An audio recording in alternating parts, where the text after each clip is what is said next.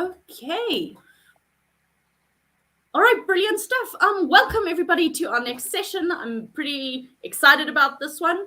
So I have with me in the room Michael Magurski, who is the head of data products at Felt, which is really exciting. And we're going to be going through a really cool session. And it's all about using QGIS and Felt for sharing and collaboration. So those are the tools we're going to use. And Mike's going to take us through basically an introduction to Felt, some new map sharing and collaboration products. And I'm just really excited to just hear more about this really cool collaboration between the two things. So yeah, over to you, Michael. Hop in. All right, great. Hopefully you can hear me okay. Thank you so much, Amy. And very, very pleased to be part of QGIS Open Day this year. And excited to talk a little bit about the work that we're doing at Felt. So I'm going to take a second here to enable screen sharing. And hopefully... The bane of our existence. There we go. Exactly. Perfect. Okay, great. So y'all can hopefully see my face and y'all can hopefully see my slides. Yeah, so great. Hi, again, I'm Michael Magurski. As Amy said, I'm the head of data products at Felt. And today I want to talk a little bit about how our product, Felt, at felt.com, enables people to work better with maps together. The talk is broken up into kind of three broad sections. For the first section, I want to talk a little bit about what people's needs are when they work with maps. So not even really getting into like product features or anything like that, but just using some examples from past work that I've done to describe some of the gaps and maybe opportunities that there are for working with maps, especially in a kind of team or collaborative environment. For the second section, I want to talk about how Felt, the product that I work on, fills some of those gaps and describe a little bit of a workflow loop between Felt and QGIS that we have seen amongst the users of Felt. And then finally, I want to talk about some of our relationships with open source. I'm actually here physically at this year's FOSS4G conference in Kosovo, where, obviously free and open source geospatial software is very important and top of people's minds. So I want to talk a little bit beyond just the QGIS loop itself. What are some of the ways in which open source is important to us, and how does Felt bring some of those things together? So a little bit about myself. As Amy already said, I'm a data product and engineering person heading up a lot of the data work at Felt. It's a young company. It's only been around for about 2 years. I've personally been involved for just a little bit over 1 year. Prior to that, I spent 4 years at Facebook leading mapping teams.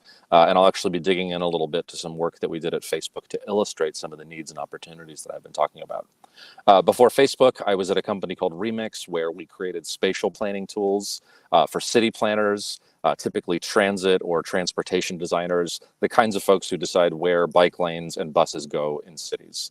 And then in various other past lives, I've worked at open source mapping laboratory MapZen, part of Samsung.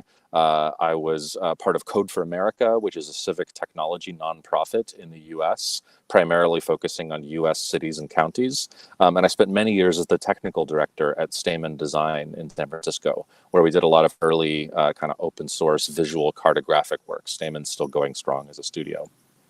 So let's start with the first section. What do people need when they work with maps?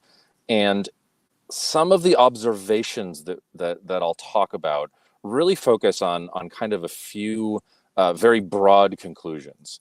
One is, I think that there are some missed opportunities and poor connections around spatial work that I'll illustrate in an example. Second is, I think today's open source ecosystem is extremely strong, primarily for individual workers, maybe solo practitioners or individual contributors, folks that are personally working with tools and using maps and using technologies. But there are still some openings for teams working on maps. And that's really where the kind of second part of my talk will pick up. So as an example, I want to use a project called GeoInsights. This was something that I worked on when I was at Facebook for about 3 years. It still exists in some form today. You can actually look at the results of this project at dataforgood.facebook.com.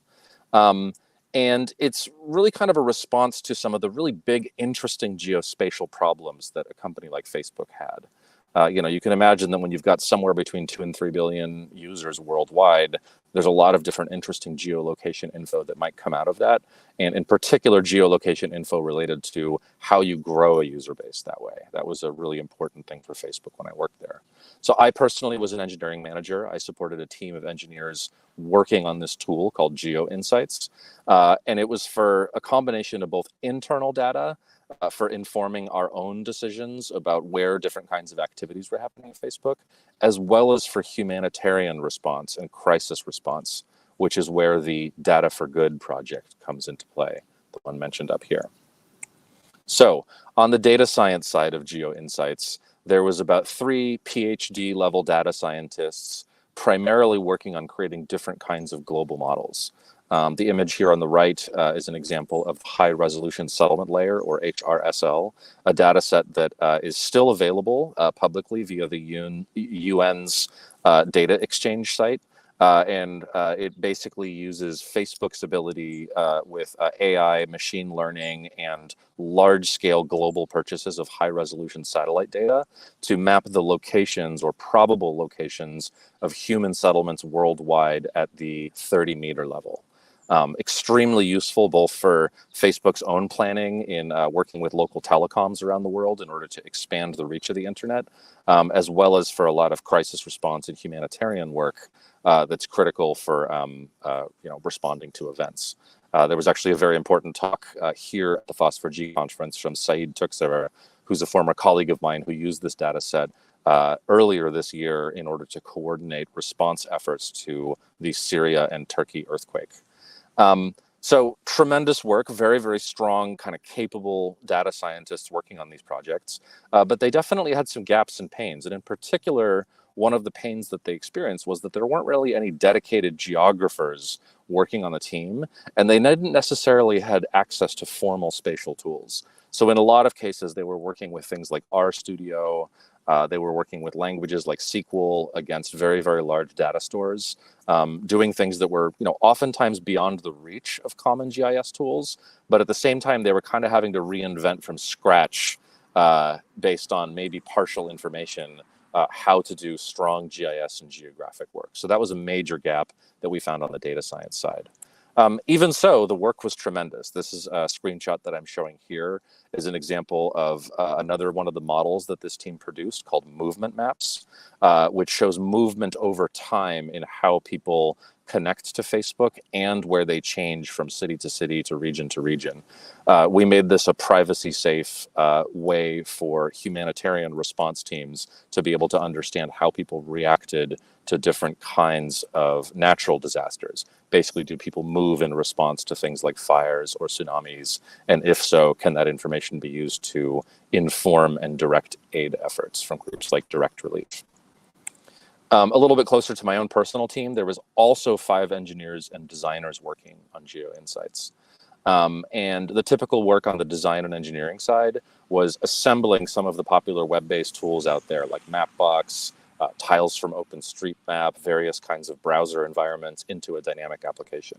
And here again, we saw some pains and gaps in teams working with geospatial data. In this case, it was, an example of a team like this putting together very, very low-level visualization tools, and in a lot of cases, kind of reinventing normal user interfaces almost from scratch. Low-level engineering work that took a lot of time, a lot of effort to do things that were very repetitive, honestly, of other work that was, online and elsewhere and available. So it felt like, in retrospect, sort of a weird use of time. But again, the work was just tremendous. I mean, this is an example of a zoomed-in map of Japan showing population density and user density in Facebook. So you can see that, for somebody who's maybe a researcher inside Facebook or one of our humanitarian relief partners, having information about person density out in the world and potentially how it changes and grows or shrinks over time could be a tremendous benefit to, economic development or humanitarian response. Digging in a little bit to the kind of combined pains that we saw in the Geo Insights project and building on some of those points from earlier, a lot of the data sharing work in particular was really needlessly custom. And what this showed up as was development effort going into things like permissions control, sharing, that kind of stuff. Really a tremendous amount of work going into something that's kind of a low-level feature, and you wouldn't expect to be eating a lot of engineering time. Another major category of issue that we had was that, typically the users of these maps, even though they were viewing them in a kind of, proper web-based interactive mapping view, they were pulling that data kind of outside of map world, as we called it, putting it into PowerPoint slides or into PDF files or pasting it into, Google Docs, that kind of thing. And by the time you're doing that, you're kind of detaching the data from its underlying geographic context and making it a little bit harder for people to, benefit from it and provide feedback on it. So some pretty interesting kind of combined pains here. Some of the other ones really had to do with tool availability. QGIS obviously is open source, very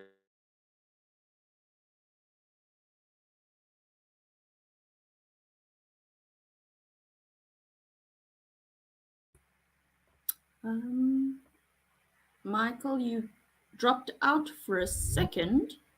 I'm just checking in that everyone else is able to still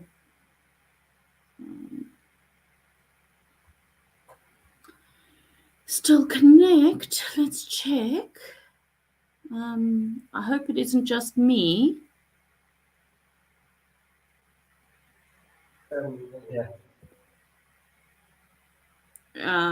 Was that Kennedy? You also lost him. Yeah, sure, I did. Okay. So, Okay. yeah. All right. Hi, Ismail. I see you've also lost it on YouTube. No problem. We are working to bring back up Mike there. I'm sure he will join soon. He was, of course, using a hotspot, so we will wait for him to rejoin us. In the meantime, this is fantastic. I think it's such a great tool to be able to use with QGIS. What are you, anyone in the room? What are your thoughts? Oh, there we go. Hi, Michael. Hey, I could hear you that entire time, Amy, but I guess you couldn't hear me. No, we couldn't hear you, but you're back, winning. I'm back. All right. Let's see. Where did I leave off? Where did I get cut off? On the slide that had QGIS with a question mark on it. Great. Okay. Good. Then there wasn't. Yeah, it wasn't too long ago. 5 minutes worth of talking. Yeah. No, it was. Yeah. Okay. Sounds good. Okay. Then I will go ahead and go back and reshare my screen. Is this where everybody left off? Yeah. Wonderful. All right. I'll pick it up from here. Okay. So this other kind of pain and gap that I think was experienced really strongly by the team was that, even though QGIS is available, very kind of well distributed out in the world of GIS specialists, and even though Facebook itself was quite biased towards open source, we found that actually it wasn't really well understood by people that perhaps hadn't been exposed to it intentionally. So kind of in my own experience, a lot of times people might have a class in university, perhaps graduate or undergraduate, where they're exposed to tools like ArcGIS or QGIS.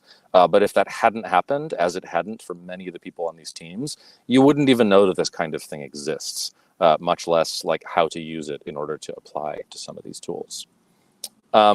Meanwhile, this entire time that we were watching and kind of participating and maybe perpetuating some of these struggles and working with spatial data in this kind of large context, there was new tools coming onto the market. Google Docs has been around for a few years. Figma is a big one that's popped up in the last few years for designers. They're really resetting a lot of kind of baseline user expectations for how to work with large data sets or shared assets, or just kind of more broadly with collaborative teams. Some of those user expectations might be things like Google Docs having a baked-in sharing and permissions model. And I mentioned that we spent a ton of time in GeoInsights building up permissions and those kinds of concepts from scratch, where when people are users of things like Google Docs, they just have that. It's just there by default. Another one is, for those of you not familiar with Figma as a design application, it has this concept of a multiplayer mode. this idea that you can see cursors moving around, you can see interactions with other kind of users of the same document that you're looking at. It kind of enables you to have a little bit of context for where people are in the document and what they're looking at. And then for writing tools like Notion, comments, feedback, other kinds of indications of what other people are doing in the document or the resource that you're looking at. So these really pointed out to us at Felt some opportunities for working with maps. How do you get the benefits of real geospatial tools without necessarily relying on individual people to install them and find them? What do you do about a place for things like shared team assets, perhaps in data libraries? How do you enable people to collaborate and provide feedback without leaving that map? And then for places where QGIS or other kinds of advanced workflows exist, how do you support those things and work well together with them? So this brings us to the second section, Felt, but I told Amy that I would pause a little bit between sections just in case there was any audience questions coming in. So I'll shut up here for a second and see if there's anything going on.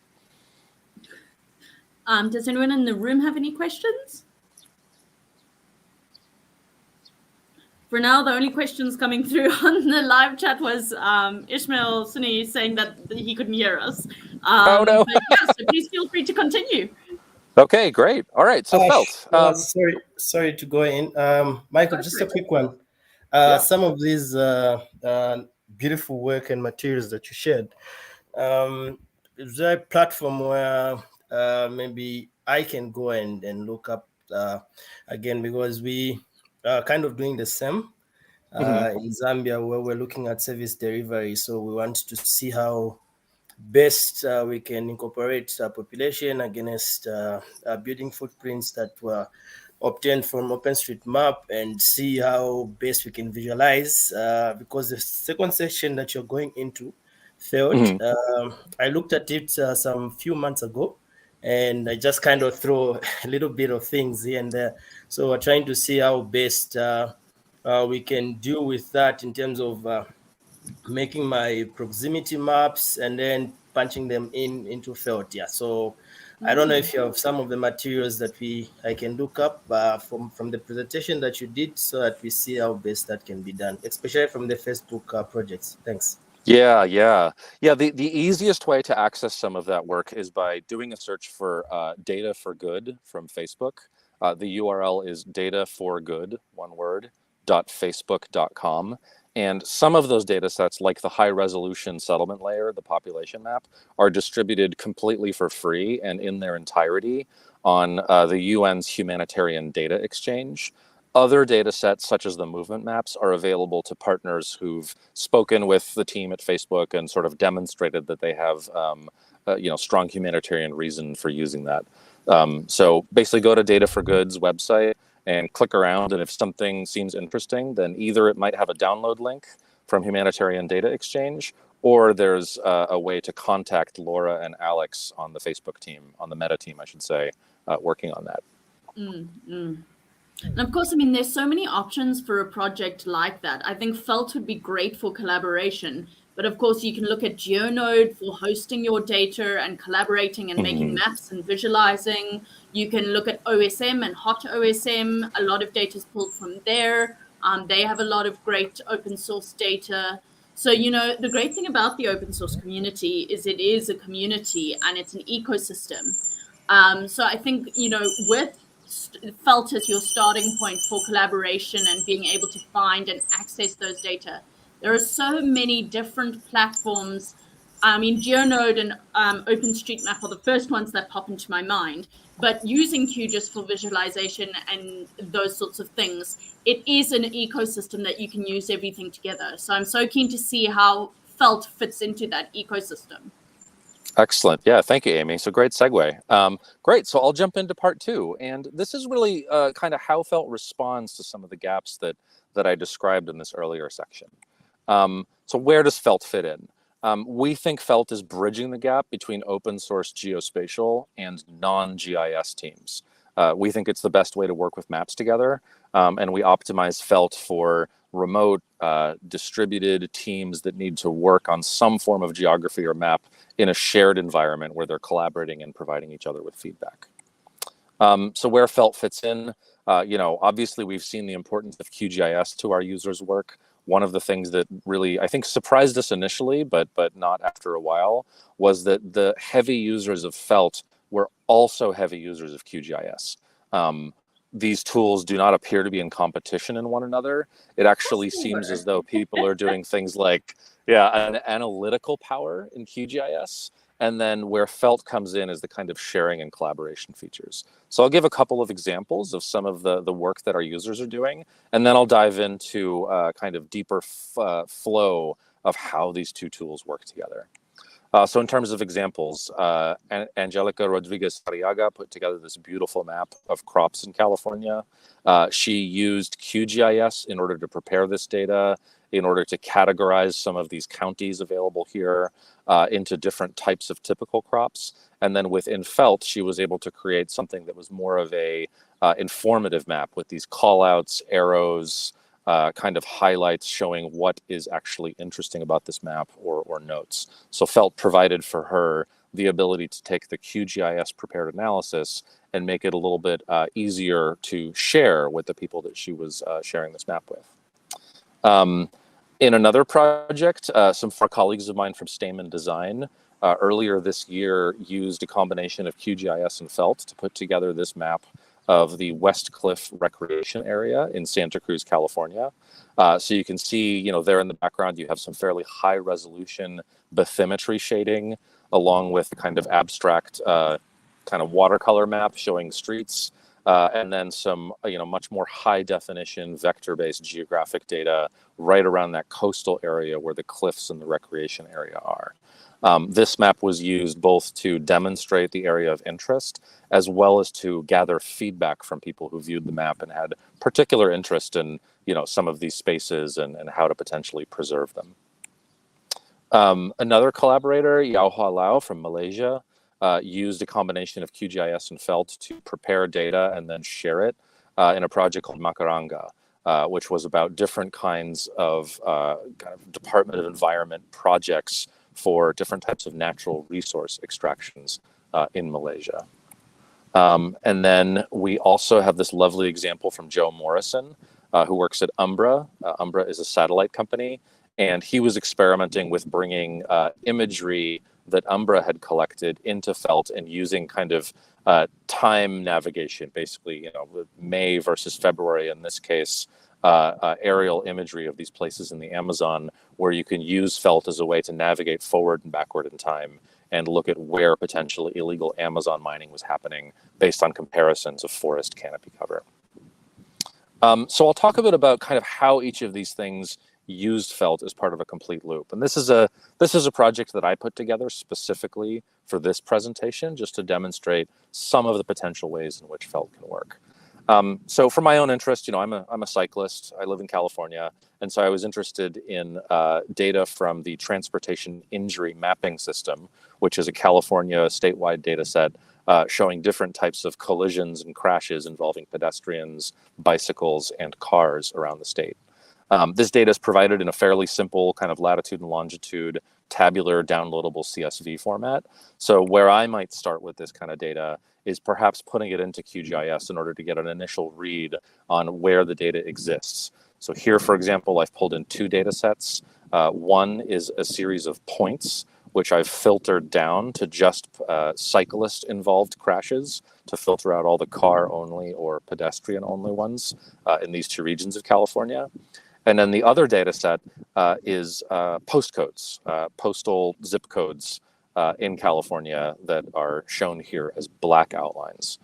So using some of the analytical tools in QGIS, I just did a very basic kind of point and polygon count to see, how are there any zip codes that particularly pop out as being especially prone to having a lot of cycling injury accidents. At this point, I'm interested in starting to do something a little bit more collaborative with this. So we have a plugin. It's called Add to Felt. It's published via QGIS. And very simply, it takes any data, whether raster or vector, that you have open in QGIS and makes a brand new Felt map out of it just by uploading it. So you can see that here. This is what happens when the plugin has run. Takes just a few seconds in order to get data of this scale into Felt. And then now you can start to take advantage of functionality and features that are really specific to this kind of more team and group-based interaction. So perhaps here I might visualize these zip codes according to the magnitude of the number of points representing these cycle crashes in each one. Maybe I want to zoom into a particular area of interest, such as downtown Oakland. And now I can start using things like Felt drawing tools to draw polygons around like certain, kind of groups of interest, maybe someplace where I'd like to get attention to the local government about mitigations. I can use features like Felt commenting tool here to put some notes on this. Maybe I would send this to a colleague or a friend and ask them to add some more information. So they might reply to my comment and we might get a little bit of a, kind of Google Docs style back and forth going on that's right here inside the map and directly connected to this geographic data. Maybe I want to bring in some media. So perhaps I have a photograph of some of the bicycling infrastructure in this area. And this blue arrow shows some of the very easy to use drawing tools, freehand drawing tools that are available inside Felt. So this kind of shows what might happen if you take QGIS data, QGIS projects, pull them into Felt, but you may also want to do it in the other direction as well. So perhaps you've gotten some feedback from collaborators, some feedback from other people who are interested in this topic, and then you want to bring that back into QGIS to do some follow-on analysis. So all of these elements that I just created here, the arrow, the polygons, can be downloaded back from Felt as GeoJSON into QGIS as kind of first-class geographic objects. So you can see here now that, maybe if I drew some polygons or somebody in one of my collaborators drew some polygons, drew some arrows, I could begin to see those directly inside QGIS, turn those into real geospatial data, and then move forward with my analysis and start doing other kinds of advanced work with this. So it's this kind of loop, QGIS to Felt to QGIS or vice versa, where the strengths of each side of the tool and the really rapid and easy ways of integrating the two tools make it possible to do, fairly hardcore solo work within QGIS, but then really widespread, potentially even public feedback or large scale, long time feedback using the tools that Felt provides. So that's the complete loop. It's QGIS, it's universe of plugins, it's Felt's API and our upload anything features for bringing that data from QGIS in. It's Felt's UI for displaying those large data sets in a very fast web view for anybody who's viewing them. Drawing tools, commenting tools, media uploading tools for soliciting feedback and perhaps even generating new data.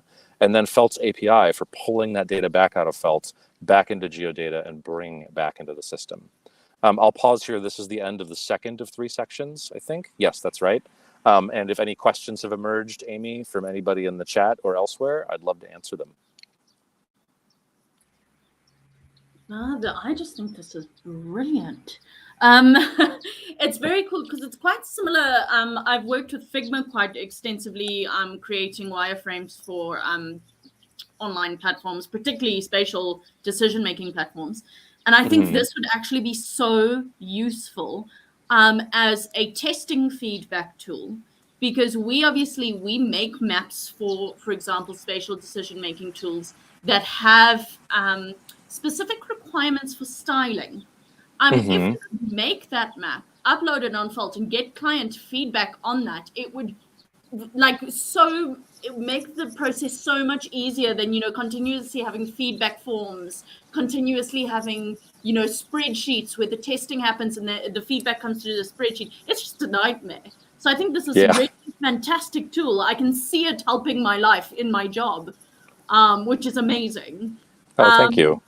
Yeah, I don't see, there are no questions in the live chat currently. I do encourage our viewers to ask any questions, but I mean, it's been such a great presentation. I don't actually have any questions other than I'd love to get into the nitty gritty of how this is happening, a bit of the back end stuff, but I won't go into that now. Does anyone in the room have any questions? Not really a question. Go for it, Kennedy again. I'm based in Zambia. I work with the humanitarian OpenStreetMap team. Just to echo what Amy is saying, Amy, In Zimbabwe, we did have a project around participatory mapping, where we were identifying some areas that were prone to floods and everything. So looking at the maps that were done recently on Felt, it has amazing resolution in terms of zooming in and out. Reason being that I'm saying that I've used other platform which I will not mention. Those are people's products, yeah. But you find that if it's a heavy data that you've punched in, it was a bit hard to zoom in and out and just trying to really see some of those flood-prone areas. But we felt when we used it, zooming in and really analyzing and seeing, because we were using some GoPro 360 cameras to actually get these imageries, and it's very amazing that actually someone is able to even leave a comment there to kind of explain more and just interact, especially when you open it to the public. So I think it's really an amazing platform, and I'm sure people that are using it now can actually attest to that. I've seen amazing results, and it's easy to visualize, and just being able to even show someone with a photo to say this is what we are talking about and this is how it looks. It's amazing. Yeah. So that's all from my end. Thanks. Oh, thank you so much. And thank you for your work on Humanitarian OpenStreetMap. It's an organization that I've been a huge fan of for as long as it's existed. So thank you for your work there. So Kennedy's comment obviously jogged a bunch of people's mind, because suddenly we have a bunch of questions. So Ismail asks, how do you edit the map on QGIS and then sync the previously uploaded map? He has tried the plugin already. It seems to upload the data because the style is completely different. Is that correct? Let's see, a few questions there. So the first part was, how do you sync the previously uploaded map? So today, right now, we've released a very, very kind of single feature plugin, which creates a brand new map. So typically what you might do today is you would use the Felt plugin. It'll create a new layer in a new map. And then you can use Felt to bring that new layer into the previous map that you've been working on. So using some of the kind of intermap layer sharing and data library features, you can start to kind of coalesce things into a single map. That's not a hugely satisfying answer, though. And one of the pieces of feedback that I think we've anticipated and that we'll be doing with the next revision of the QGIS plugin is the ability to update an existing map.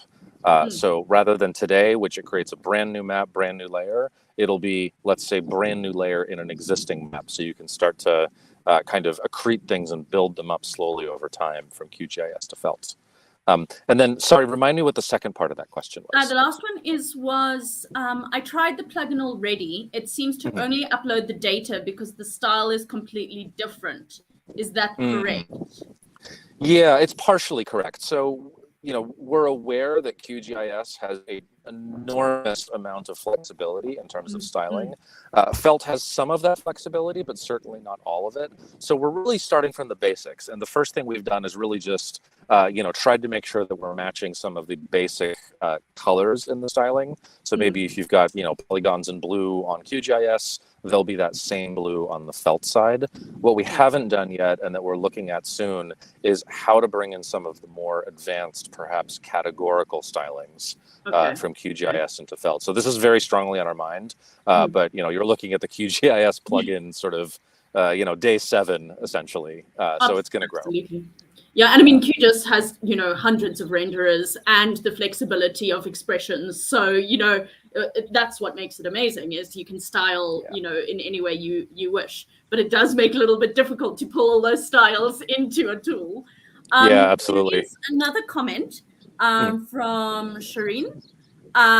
This has made my head go in circles on how to use this in our community organization, such as FarmWatch, which is community-based support and reporting for safety issues, as well as the fire networks. So there's lots of thoughts going on.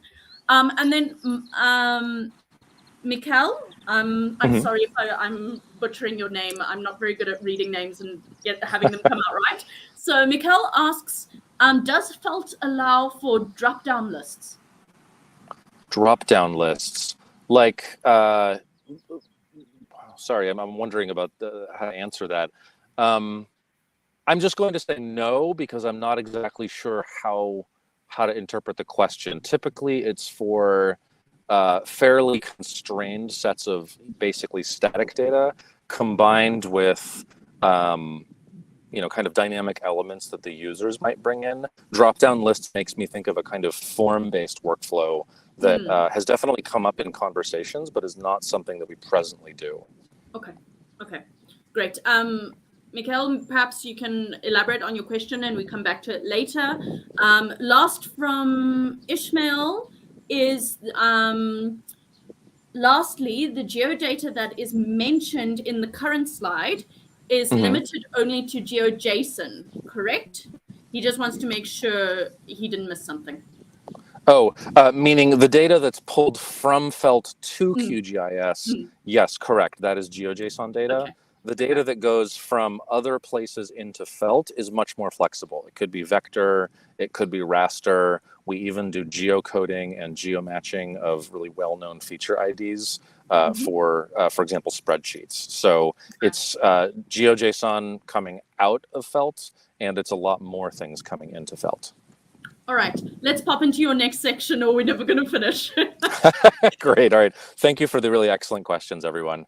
All right. So the final section that I have here is, QGIS is very important in the open source community. I happen to be giving this talk from, nice wooded glade outside Phosphor G. So open source is really on my mind. And I wanted to talk a little bit about some of the open source elements of Felt, basically the tools that we use and the ways in which we extend and improve them. So Felt has a few different really critical relationships with open source. There's certain projects that we use and even contribute code to. There's some projects that you can think of as really core tools that we support much, much more intensely. And then there's organizations that we sponsor. So kind of going through the list, I mean, MapLibre and Goodle or GDAL are two extremely important foundational libraries that we use within Felt and contribute to. So MapLibre is a rendering engine that we use for a lot of our in-browser display. It's a core part of the Felt user experience. And we've contributed numerous PRs to styling, raster, and text handling features up at MapLibre. When we've found instances where Felt can improve some of these things, where we found instances where some of the needs that we have are things that really overlap with the needs of others, we'll work with the MapLibre community and contribute stuff back upstream. Very similarly with Goodle, the upload anything feature that I described for getting data into Felt relies extremely heavily on Goodle for vector and for raster imports. And so as we've encountered things like archive formats that are not supported in Goodle, we've actually added pull request back upstream in order to improve the project. 3.7.0 version of Goodle that was just released last month, for example, includes support for RAR and 7-zip files, which we contributed based on some of the needs from our users. So very, very pleased to be able to contribute to some of these projects. More deeply, there are projects that we support in a more concrete way. So one example is called Tippecanoe. It's located on GitHub at that URL there, felt/Tippecanoe. And it is a venerable tiling library created by Erica Fisher, one of my colleagues here, shown in the picture. It's one of the only lossy visualization optimized tiling engines for vector data. I think it might have been Ishmael's comment about being able to very quickly see data that had been uploaded in Felt in a browser. It's really Tippecanoe that makes that possible. Lossy in visualization essentially means that it tries to create a kind of visually optimized view of any data set of any complexity so that any part of the globe, whether zoomed out or zoomed in, can be rapidly visualized in Felt without having to download the entire data set. All uploaded data sets pass through Tippecanoe on their way to becoming vector tiles with no special configuration. And we've actually picked up its development. It's originally a Mapbox project that Erica created when she worked there, but Mapbox has slowed down in its development of Tippecanoe, And as we realized that we were relying on it more and more heavily and increasingly thinking about ways to improve and expand it, Erica actually joined the team at Felt. So she's now full-time working at Felt, and we're issuing brand new releases of Tippecanoe as she identifies features that belong in the core project. So we're very proud to be supporters of Tippecanoe in this way. PM Tiles is another one. It is a tile-based format for tiled data in cloud environments, produced by a friend named Brandon Liu and his protomaps.com project. You could read some docs about PM Tiles up at the URL above, protomaps.com/docs/PM Tiles. This, again, is a really core part of our data upload process. All uploaded user data becomes visible via PM Tiles because we've really kind of optimized for a cloud-heavy architecture using AWS and other similar systems. PM Tiles has ended up being a really important library and an important access method for our data. And we've actually funded expansion of PM Tiles by working with Brandon to do things like improve the coverage of read and write to PM Tiles from new libraries, new environments like AWS Lambda, and indeed Tippecanoe itself. So Tippecanoe can now kind of natively write to PM Tiles files, which both makes our pipeline faster, but also makes these tools a little bit better out in the open. And then the last one I want to talk about is kind of a deep partner that we have, and this is really a good closer for QGIS Open Day. Earlier this year, we announced that we were the first flagship sponsor of QGIS. We've committed to 3 years of flagship sponsorship. And a lot of this is because we've observed how much QGIS and Felt complement one another. You know, as soon as we started talking to our early users, we kept finding that they were dedicated and skilled users of QGIS. So it really made sense for us to become a flagship sponsor, both in order to support and respond to some of QGIS's needs in terms of being able to do really low-level bug fixing kind of maintenance work that's critical and vital to a project like this, and then also to just support the organization and show our appreciation. We think that when QGIS is a winner, then Felt is also a winner. And so we're really proud to be the first flagship sponsor of the project, both now and over the next couple of years. So back to the start. I started this talk by summing up some of the needs that we've seen when working on maps, and to talk about how Felt fills those needs. We found that one really key need was, putting together a lot of visualization tools, front-end tools, Mapbox, that kind of stuff, and kind of suffering potentially through reinventing normal UIs from scratch. Felt is a complete mapping environment like that. It works for users and works for teams. It's right in the browser. Another need, another gap that we saw was teams that don't necessarily have access to formal spatial tools, or geographers, or people who've been taught tools like QGIS maybe in their university programs. So Felt in this case really provides map editing tools and team features like data libraries that help groups like that start to level up some of their spatial work, even though maybe they don't know or aren't exposed to some of the more advanced tools out there. We found in past lives that data sharing and permissions just on its own is extremely hard engineering work, and very far from, I think, a lot of people's interests. If you're somebody who's doing an interactive map or doing interactive data visualization or trying to lead a data science project, spending time on sharing and permissions is really a distraction from the work that you want to be doing. And so Felt takes that opening and basically says, hey, let's make multiplayer editing, let's make collaboration, feedback, and sharing available to anyone. And then finally, I think most importantly, we found that in a lot of cases when people worked with maps, even with GIS tools like QGIS, it didn't take long for that data to kind of exit quote unquote map world.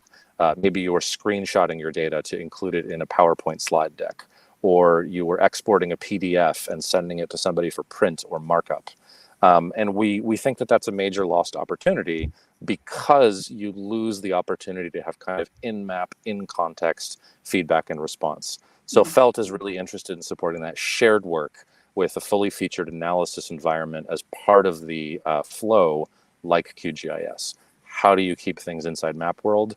You use Felt in order to kind of broker the data moving back and forth. So that's it. That's the talk. Thank you, everybody, for listening.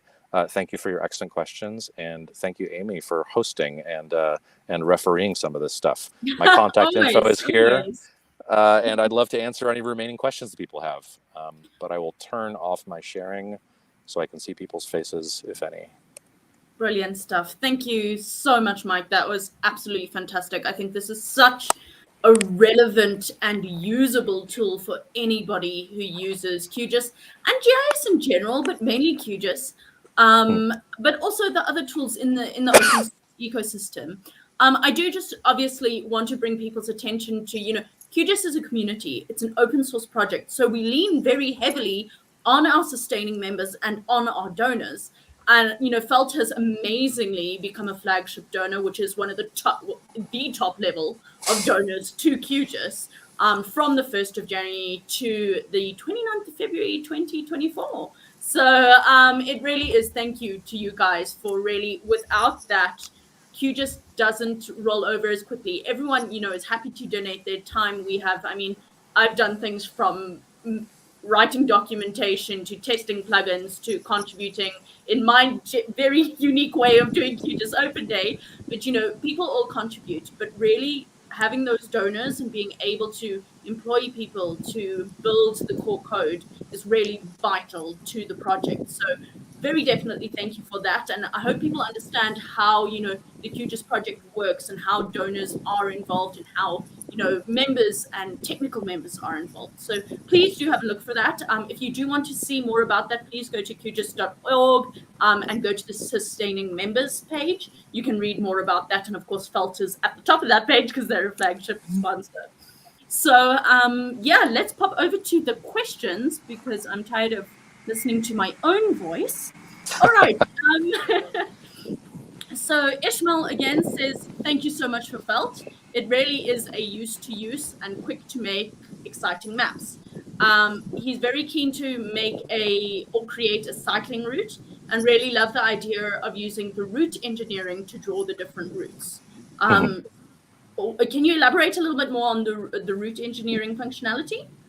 Yeah, certainly. So Felt has several drawing tools. I only showed the freehand ones, but the one that I think Ishmael is alluding to is a route tool or route tool, depending on where you speak English. And essentially what it does is it interfaces with OpenStreetMap behind the scenes and provides a few different routing modes. There's pedestrian mode, cycling mode, driving mode, and then airplane great circle mode. And it's a quick way to use Felt to do things like show kind of how to move from place to place. One of the really common uses of Felt that we found fairly early on is people producing map guides for one another. Sometimes we see festivals such as music festivals or kind of distributed, spatial groups. We'll use Felt in order to create maps or guides or almost like brochures for one another. And so the routing tool becomes really important there because you can show how to move from one place to another. It also complements some of the other tools that we have there. So, if you look at the big scissors tool at the bottom of the screen, that's the clip tool. That allows you to do things like pick buildings out of the base map or administrative boundaries out of the base map and bring them into the foreground for highlighting or interaction within a Felt map. So all of those things together allow you to kind of surface pieces of the base map, bring them into the foreground, highlight them, accentuate them, label them, and otherwise show that they're important. Alrighty, brilliant. Next question. Does Felt support WFS and WMS, those being Web Feature Service and Web Map Services for anyone who's new? Yeah, let's see. I think we support a handful. What do we support? We support WMTS, which is the tiling service. And what we're looking at right now is starting to look into some of the other ones. So we haven't really traditionally supported URL-based workflows until just last week when we started supporting things like pasting Google Docs spreadsheets or remote CSV files. I think it's pretty clear based on feedback and questions like this that something like Web Feature Service is definitely, important for our users. So we're actually on the lookout for more feedback on this. We want to know, kind of how to prioritize that as feature development. We certainly anticipate it's something that we'll be doing, but we would love to learn a little bit more from our users about how it's important to them and whether there are subsets of those standards, which could be quite extensive, that we should focus on first. So super short answer is no, not yet. Long answer is help us figure out how to do it the right way. Brilliant stuff. Thank you. So next is Fabian De Rossi. Hi, guys. Could I use Felt like a data request for multiple people? Sorry, data request for multiple people to get data, like a living address or work address? Yes, absolutely. So one of the kind of uses that we've seen from our users is sort of a one-to-many sharing and collaboration. So for a funny example of that, we recently encountered a guy in France who's doing a long-distance walk with his dog and is using Felt to both publish his route, but then ask people to put down points and comments along his route for where they can meet and pet the dog. Cool. So it's sort of an informal way to collect data, but you can imagine a much more formal way of thinking about that. Doing a kind of crowdsourcing operation where you want people to draw lines, polygons, drop media, add comments, other things that are first-class geospatial data, but done via a sort of informal web-based flow. So I think the answer there is yes, certainly, absolutely, and that's one of the core use cases that we're really observing and trying to build upon. Alrighty, that was a two-part question. So second part of the question is, could everyone get private access? And can I collect and view all of the results? Yes, a map can be made private. Yes, one could collect and view all the results.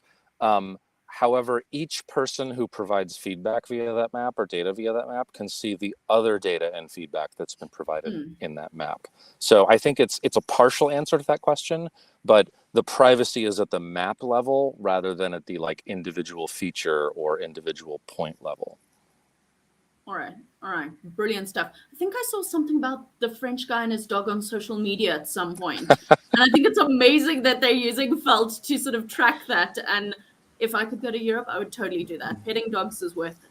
All right. Absolutely. So Fabian De Rossi just says, thanks for your presentation, Michael. Great presentation. This will improve my workflow very much. Very glad to hear it. Yeah. All right. Those are all the questions that are on the YouTube live chat. I do encourage anyone who has any last questions to please pop them on the chat now. Does anyone in the room have any last questions?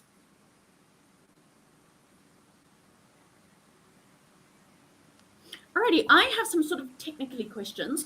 Okay. Are there limits to the number of contributors who can contribute to a project? So, I mean, number of users, etc. Does it make it slower, quicker? No, there aren't any technical limits. I think certainly if you've got potentially hundreds of cursors flying around, that's definitely going to have an impact.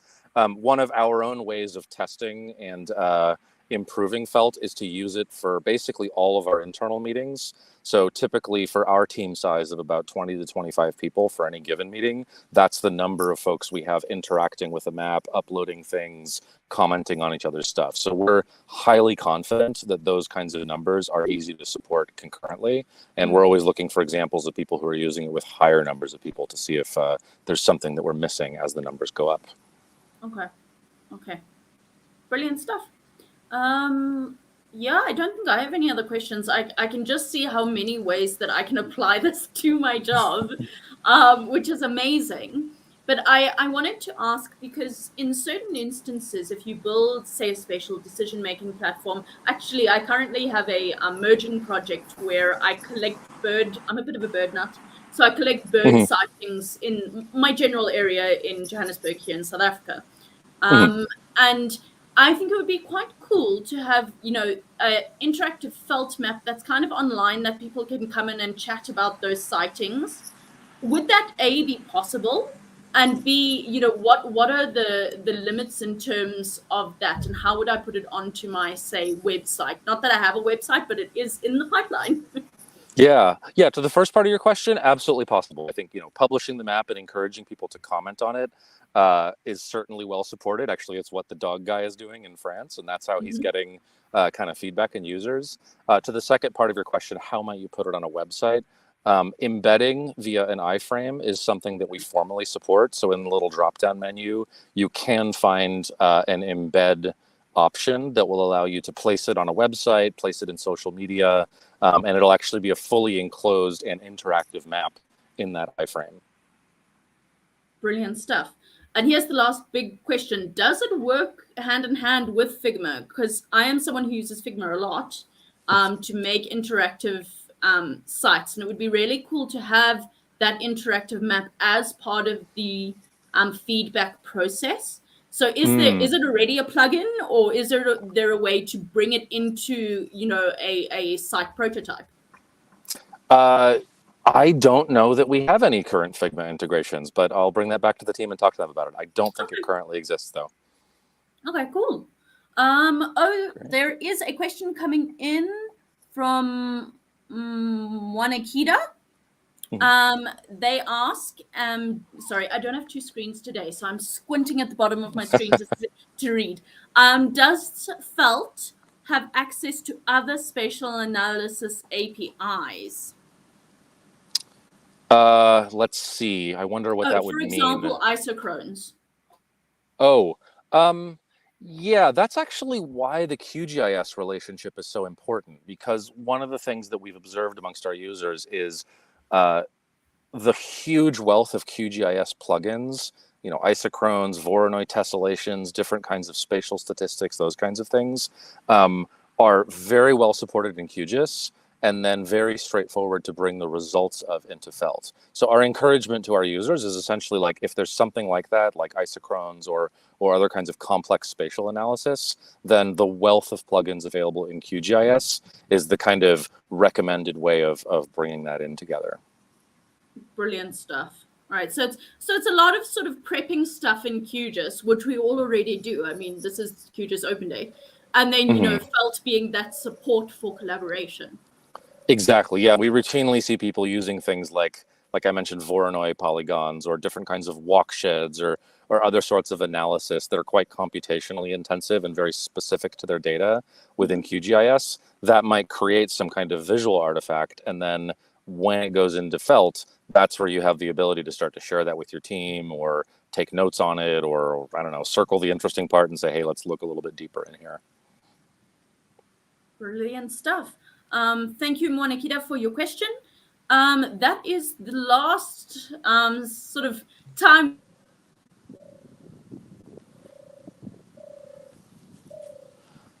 Oh no.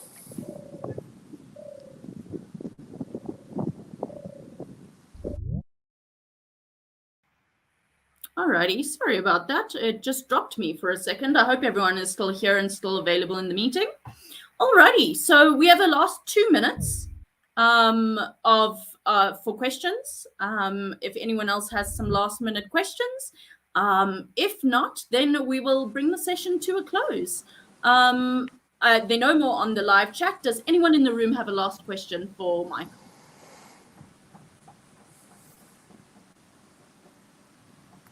Great. All right.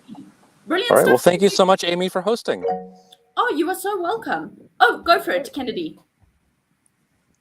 Yeah, just a quick one. Just curious. I wanted to find out. I think it was a previous question that was asked by I've forgotten the name, but are there any considerations or improvement or upgrades that are in the pipeline in terms of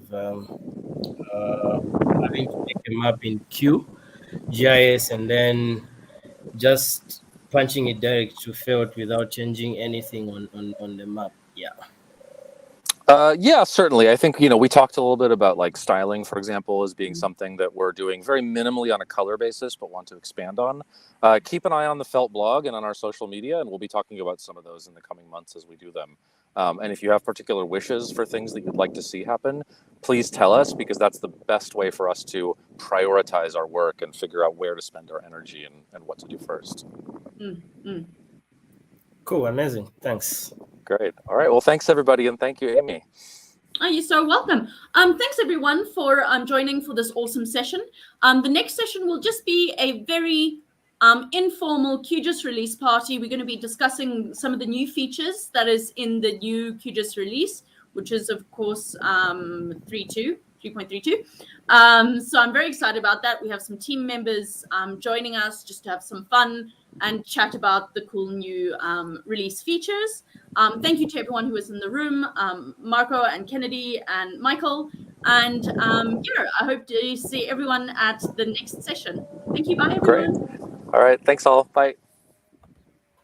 All right.